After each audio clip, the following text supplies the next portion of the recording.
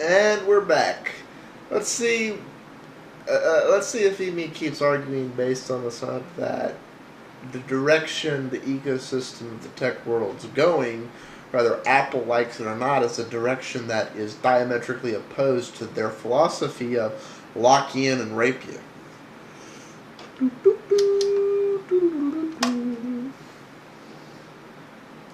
Now, because the whole point is to preserve the status quo, complacency is the hallmark of any closed system. If you don't have to work that hard to keep your customers, you won't.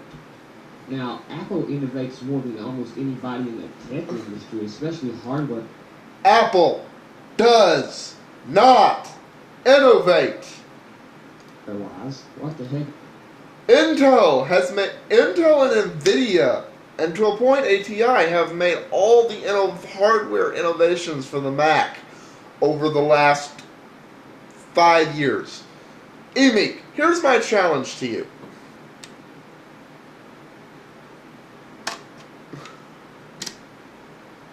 Emeek, I have a challenge for you. This is a specific challenge directed at you. Name 3 innovations that Apple has used in the hardware innovations. You say Apple's doing hardware innovations. Name 3 from the last 5 years. You know what? I'll even go back to the last 10. From 2000 to present, that Apple has made that were Apple hardware innovations. Because all the ones you've named so far are, Intel, Nvidia, ATI, and so forth. They were not Apple innovations. They're innovations others made that Apple chose to use just like the rest of the manufacturers in the computer industry. Name 3 that Apple actually made.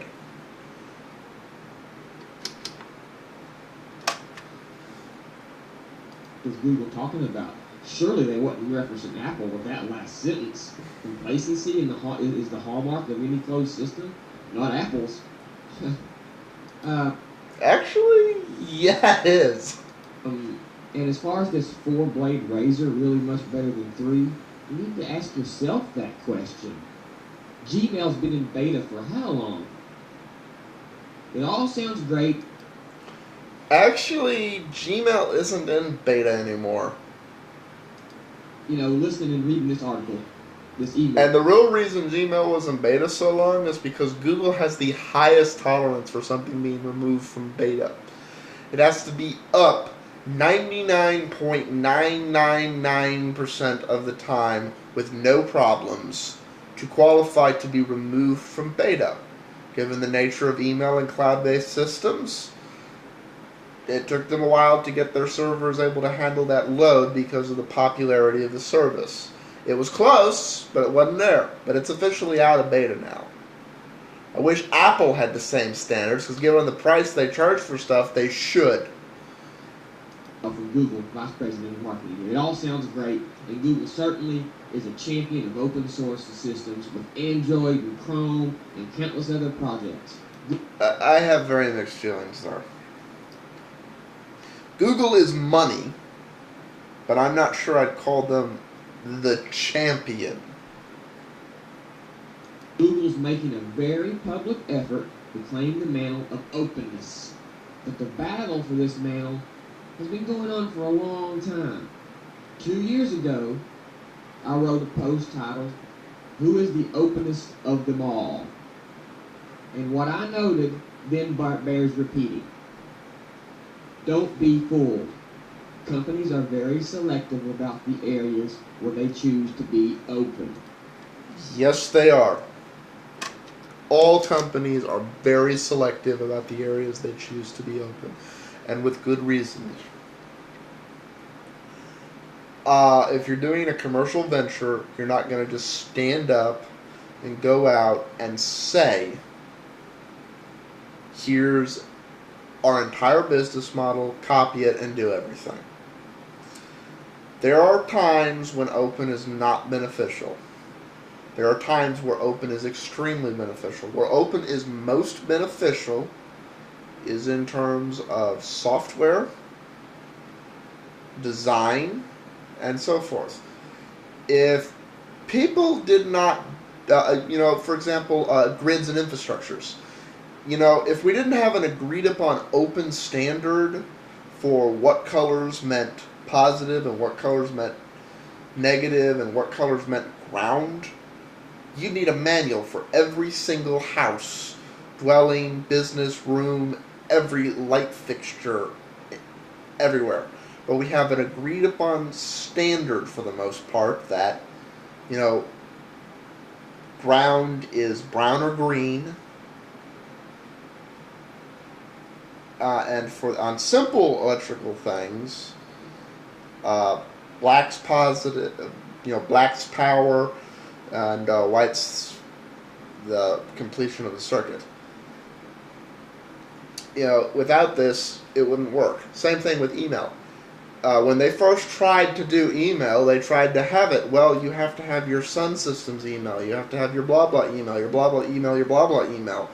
And somebody came up with the open protocol that is email today that everyone uses, because it lets System A talk to System B, and so on and so forth.